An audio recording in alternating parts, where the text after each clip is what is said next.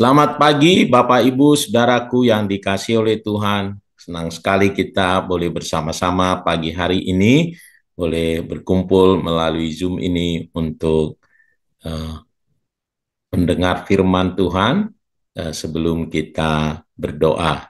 Nah, kita sudah melalui beberapa hari untuk tahun 2025, kita sedang mengadakan peperangan di tahun 2025 ini untuk meraih kemenangan ya. Nah, tema kita pagi hari ini adalah eh, nasihat untuk keberhasilan di 2025 ya, nasihat. Nah, kita perlu nasihat karena firman Tuhan berkata, karena dengan perencanaan kau dapat berperang dan kemenangan tergantung pada penasehat yang banyak. Jadi supaya kita bisa berhasil tahun 2025, nah kita harus mendengar nasihat ini ya. Nah, Amsal 6 ayat 6 sampai 8. Hai pemalas, pergilah kepada semut, perhatikanlah lakunya dan jadilah bijak. Biarpun tidak ada pemimpinnya, pengaturnya, atau penguasanya, ia menyediakan rotinya di musim panas dan mengumpulkan makanannya pada waktu panen. Ya, menarik sekali. Saya percaya Tuhan sengaja mengambil contoh semut di sini.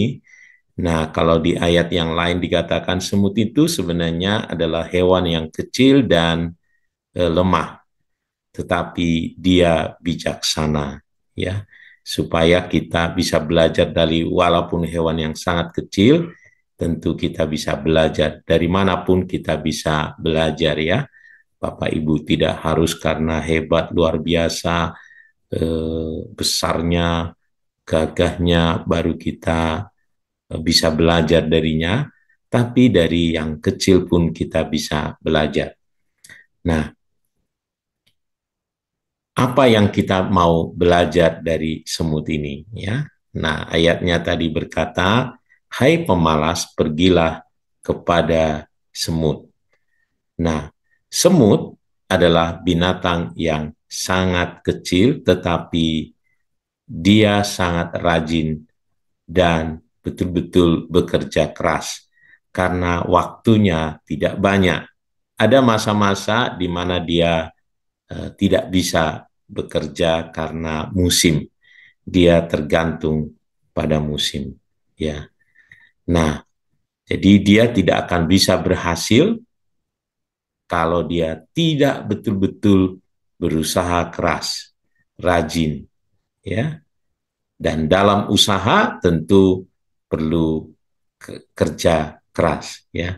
Nah, oleh karenanya di tahun 2025 ini, memulai tahun ini, mari kita betul-betul belajar dari semut seperti yang Tuhan mau, supaya kita bisa meraih keberhasilan, yaitu harus dengan rajin dan kerja keras.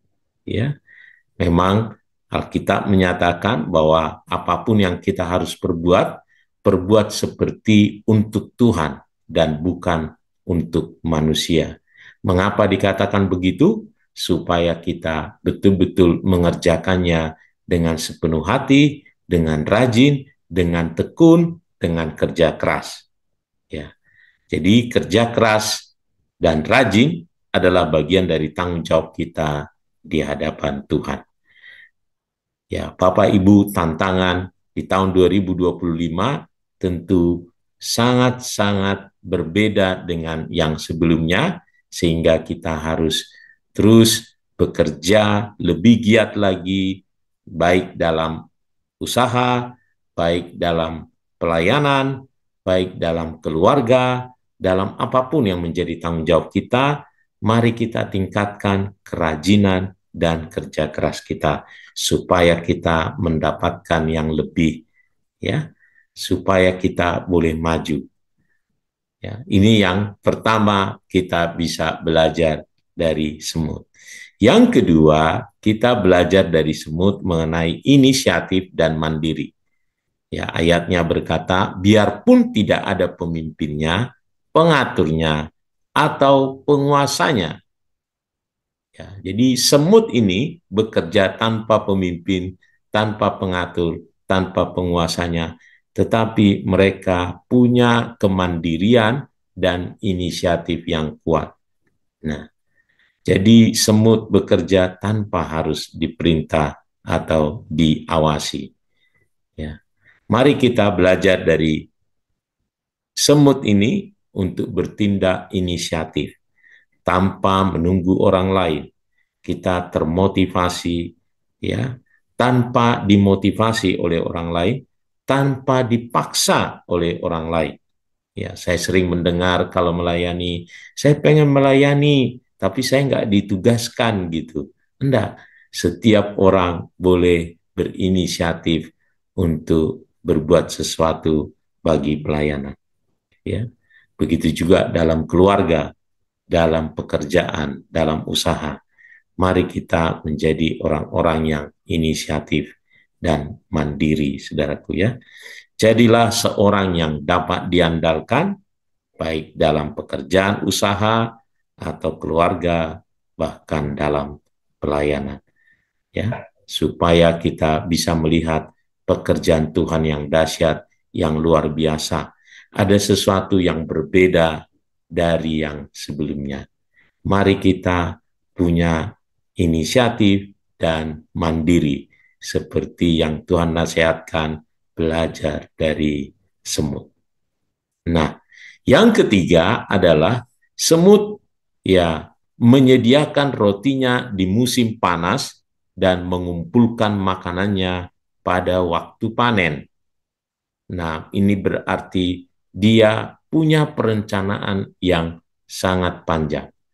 Panjang, ya. Dia tidak bekerja secara sporadis, tetapi dia merencanakan betul-betul kehidupannya.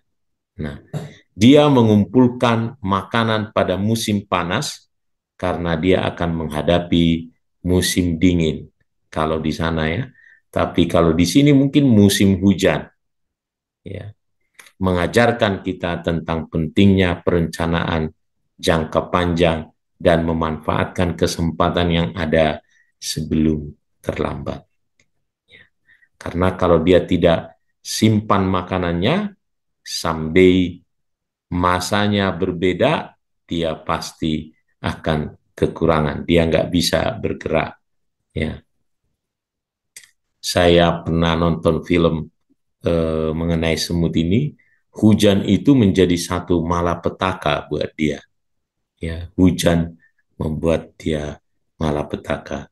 Ya, oleh karenanya dia harus betul-betul mengerti musim ini supaya dia bisa harus betul-betul merencanakan hidupnya karena ada musim dalam hidup ini. Ya. Nah, begitu juga dengan kita, mari kita rencanakan hidup kita secara bijak mengenai keuangan kita, keluarga, pelayanan, karena akan ada masanya, musimnya ada.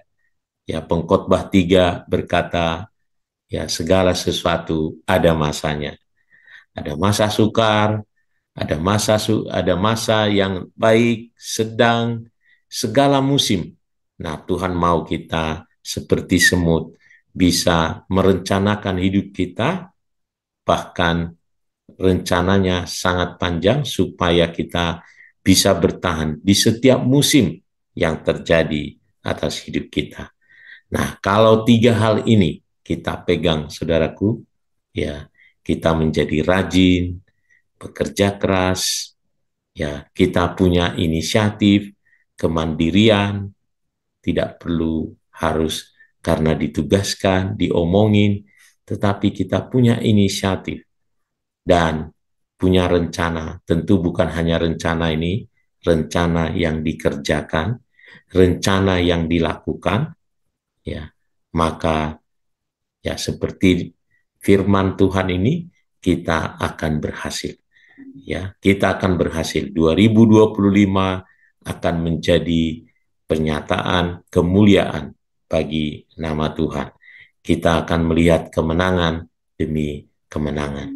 Mari Bapak Ibu, saya rindu betul-betul kita boleh mempersiapkan tahun 2025 ini menjadi tahun penuaian bagi kita, tahun penuaian bagi pelayanan, bagi keluarga kita, bagi keuangan kita, bagi apapun yang Tuhan perhadapkan pada kita.